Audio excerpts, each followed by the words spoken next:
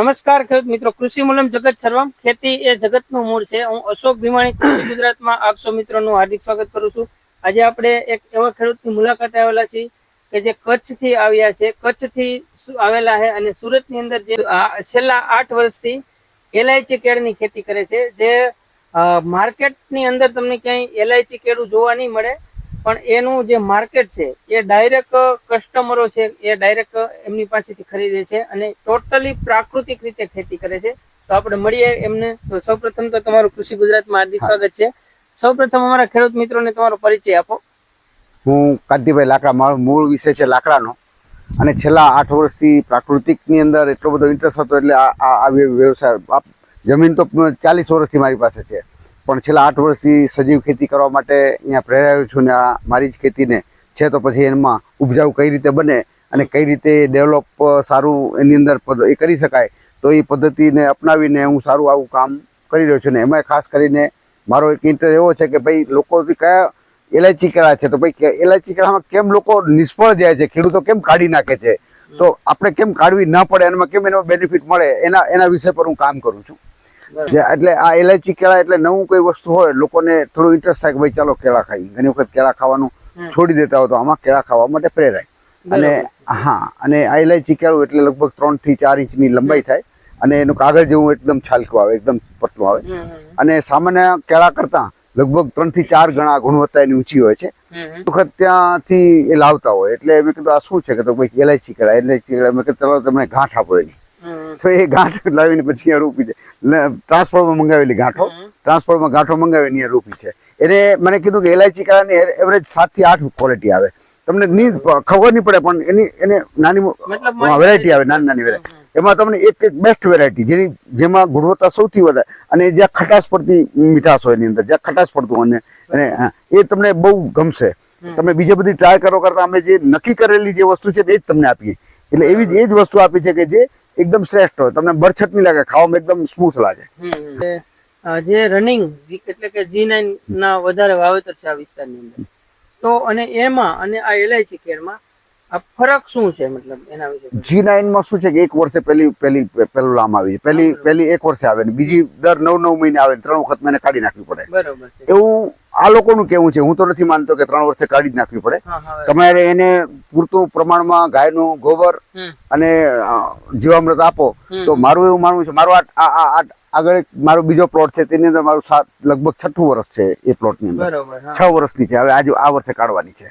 બરાબર, એટલે 5મી લામ થઈ 6ઠું. હા 6 વર્ષ. હા, હવે મને એમ લાગે કે એને કાઢી નાખી. ચાલો અવશ્ય થઈ ગઈ છે, જગ્યા બધી પલટી ગઈ છે. તો કંઈક વાવવાના ચાસમાં કંઈક થોડો ફેરફાર હોય, નાની મોટી સાઈઝ ચાસની જે, તો એ કાઢવાની છે. એ વાત અલગ છે. બાકી જ્યાં સુધી મારું માનવું છે ત્યાં સુધી આને કાઢવાની જરૂર જ નથી. બરોબર, મતલબ કે લાંબા સમય સુધી ચાલશે. 7, 8, 10 વર્ષ સુધી પણ ચાલશે એવો મારો પ્રયાસ છે. બરોબર, એ મારો પ્રયાસ છે. અને બીજું કે વાત કરી આપણે અને ઉત્પાદનની તમે વાત કરી કે આ કેટલા દર વર્ષે, એટલે પહેલું 100 વર્ષે આવે અને પછી દર 1 વર્ષે એટલું આવે. હા, અને આ જે લૂમની વાત કરીએ તો અંદાજિત કેટલા કિલોની લૂમ હોય છે આમાં? અંદાજિત આમાં લૂમ બહુ નાની હોય. જે કેરલામાં જે થાય છે એ લગભગ 14 કિલોની એવરેજ આવે છે અને મારી પાસે 6 કિલોની એવરેજ હતી. તે હું વધારીને અત્યારે 10-12 ની કોશિશ કરી રહ્યો છું.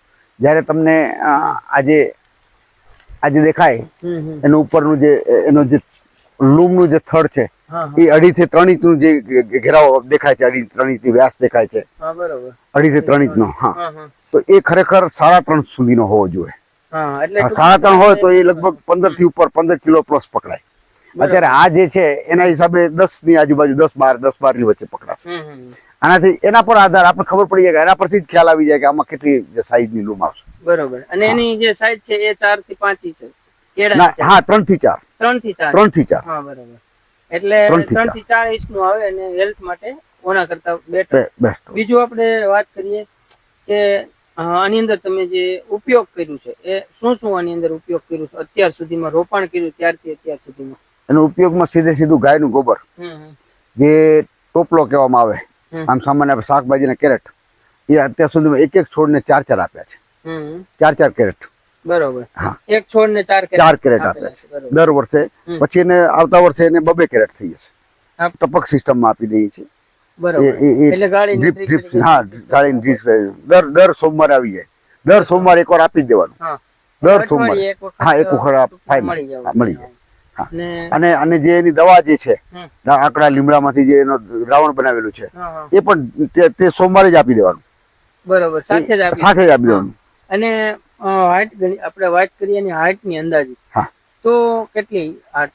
આ હાઈટ આની લગભગ આમ લૂમ આવે એ 10 થી 11 ફૂટ પર આવે બરોબર અને ટોટલ 13 ફૂટની હાઈટ પર આનું ઝાડનું ઊંચાઈ થતી હોય. એટલે 13 ફૂટ જેટલો હાઈટ છે. Height અને છે. બીજું કે આ લગાવવાનું જે છે ટેકા લગાવેલા છે બધી જગ્યાએ, હા. તો એનું શું કારણ છે? આ જે ટેકા છે ને આની હવે આમાં એવું છે કે એનો મૂળમાં એટલી બધી તાકાત નથી. હમ. મૂળમાં એટલા બધા એ મૂળિયા એ નથી, પડી જાય છે. એટલે અમે શું છે કે આ ટેકા મારી જ દઈએ હમ. કે ભાઈ 2 ડબલ ટેકા કેચી કાતરની જેમ કેચી બનાવીને એને સીધે હમ. લગાડી દેતા હોય.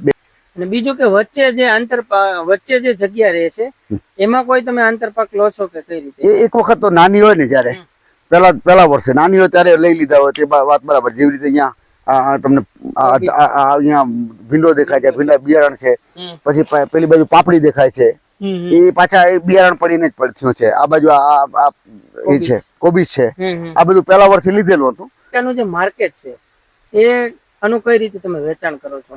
માર્કેટમાં એવું છે કે શરૂઆતમાં તો બહુ તકલીફો પડી, હવે સામાન્ય રીતે ગ્રાહકો બધા માંગતા થઈ ગયા છે અને સામાન્ય રીતે દર રવિવારે ખેડૂતનું માર્કેટ પણ ભરાય છે, રવિવારે અને બુધવારે.